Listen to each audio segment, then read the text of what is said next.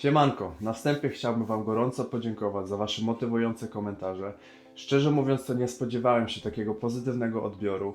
Nawet dostawałem od Was wiadomości, jak mógłbym ulepszyć jakość nagrań, więc jestem naprawdę zdumiony Waszym zaangażowaniem i na pewno będę korzystać z Waszych rad, bo konstruktywna krytyka jest tu mile widziana. Prosiliście też, żebym wrzucił coś o diecie czy samym treningu. Spokojnie, do tego wszystkiego dojdziemy małymi kroczkami. Moją ideą jest zachęcić Was do treningów i zdrowego stylu życia oraz pomóc osobom, które dopiero zaczynają swoją przygodę lub gdzieś po drodze się poddały i chcą wrócić do aktywności po dłuższej przerwie, ale brakuje im motywacji, żeby znowu zacząć. Wyobrażam sobie człowieka, który nigdy nie trzymał handla w ręku i nie wie kompletnie nic o sporcie, ale bardzo chce zacząć, tylko nie wie jak. Wiem też, że wśród Was są osoby z większym doświadczeniem na siłowni i te materiały mogą wydawać się dla Was nudne. Dlatego postaram się trochę mieszać, tak żeby każdy z Was znalazł coś dla siebie. Jak wspomniałem, ja też wciąż się uczę, więc jeśli coś powiedziałem nie tak lub o czymś zapomniałem, śmiało pisz w komentarzach, bo z mądrymi ludźmi naprawdę lubię dyskutować. No dobra, bo ja się rozgaduję, a obiecałem krótkie materiały. Tak więc w dzisiejszym odcinku omówimy sobie, od czego zacząć. Uważam, że nie potrzebujesz wiedzieć wszystkiego, zanim zaczniesz ćwiczyć.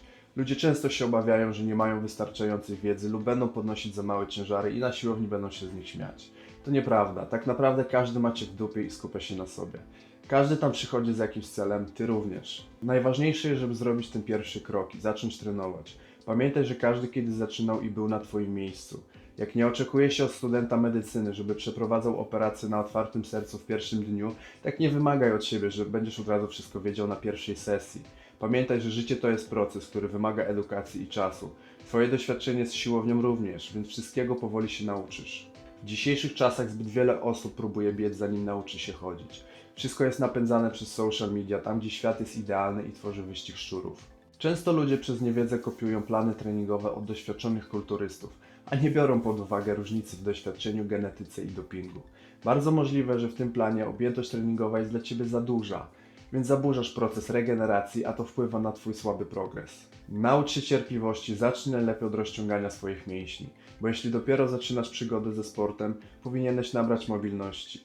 Jeśli zaczniesz ćwiczyć, a okaże się, że ma skrócone mięśnie, to ciężko będzie Ci zadbać o odpowiednią technikę, a to przyczyni się do kontuzji. Pamiętaj, że moim przesłaniem jest, żebyś był aktywny przez całe życie, a nie na sezon.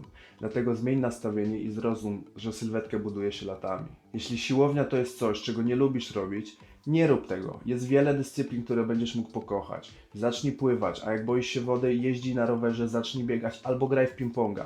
Ważne jest, żebyś coś robił. Pamiętaj, że mięśnie, które są nieużywane, zanikają, a przez to człowiek robi się coraz słabszy i mniej mu się chce. Niestety, każdego z nas czeka starość, ale to my decydujemy, jak chcemy ją przeżyć, więc rusz dupę i zacznij ćwiczyć. Wróćmy do siłowni, bo na tym będziemy się skupiać. Dzisiaj idziesz na trening, więc co musisz zrobić? Przede wszystkim mieć pozytywne nastawienie. Biorę pod uwagę, że z jakiegoś powodu wstydzisz się iść na siłownię, ale jak obiecałem, ja jestem tutaj, aby Ci pomóc. Więc już Ci mówię, jak spędzić swój pierwszy bezstresowy dzień na siłowni. Zacznij od zredukowania przetworzonych i niezdrowych rzeczy o połowę. Nie katuj siebie od razu, że rzucasz wszystko, bo i tak nie wytrzymasz. Pijesz 10 browarów tygodniowo? To dzisiaj pij 5. Teraz spakuj plecak, weź ręcznik, wodę i ubrania na przebranie. Z racji, że zaczynasz i nie wiesz czego się tam spodziewać, idziesz na siłownię, ale nie będziesz podnosić ciężarów. Tak, pójdziesz tam się rozciągać i obserwować otoczenie. Idziesz się przyzwyczaić do nowej sytuacji i zobaczysz, że to nie jest takie straszne, jak się wydaje. Kiedy jesteś już na miejscu, znajdź kawałek podłogi, gdzie będziesz się czuć komfortowo i zacznij od rozgrzewki całego ciała. 10 minut wystarczy. Później zacznij się rozciągać przez 30 minut. Rób swoje i zacznij obserwować innych ludzi, jak ćwiczą. Teraz już masz dwa źródła, z których się uczysz. YouTube i siłownia. A samo to, że jesteś na siłowni, jest Twoim wielkim krokiem naprzód. Przychodź regularnie na tą siłownię i rób rozciąganie przez 2 tygodnie. Kiedy już oswoisz się bardziej z otoczeniem, dążysz do swojego rozciągania, swój pierwszy trening cardio.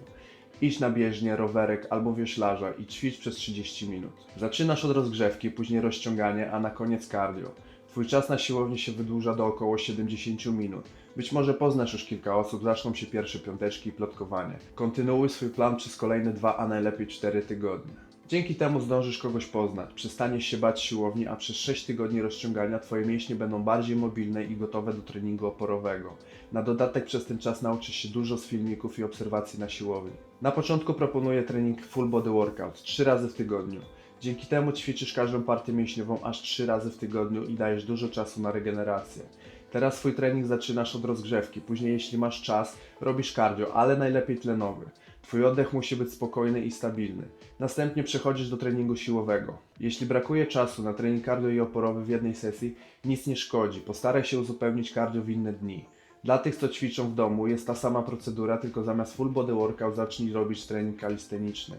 Wszystkie plany treningu, rozgrzewki i rozciągania zamieściłem w opisie pod tym filmem. Bardzo fajnym i motywującym sposobem jest zrobienie zdjęć w dniu pierwszego treningu.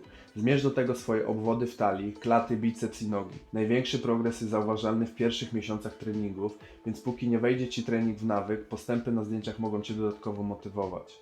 Postaraj się notować swój progres raz w miesiącu, dzięki temu zobaczysz, jak Twoje ciało się zmienia i przyjemnie jest wrócić po kilku miesiącach albo latach i porównać, jak bardzo się zmieniłeś. Przydatne będą dwie aplikacje, które używam od lat. Jeffit jest to aplikacja, której można używać za darmo. Można tworzyć lub korzystać z gotowych planów treningowych, ustawiać różne alarmy, kiedy się kończy odpoczynek, czy ustawić interwały. I teraz tutaj coś dla zaawansowanych. Często widziałem chłopów, co potrafili technicznie ćwiczyć, ale problem zauważyłem w długości przerwy między seriami. Mięśnie potrzebują być w stresie i nie mogą za długo odpoczywać. Do tego jeśli chcesz palić kalorie, powinieneś utrzymywać tętno, a przez to, że zamiast skupiać się na treningu, siedzicie na Instagramie, wasze mięśnie stygną. A koledzy z siłowni się niecierpliwią, że muszą tak długo bez sensu czekać na maszynę czy ławkę. W tej aplikacji ustawiasz długości przerwy między seriami.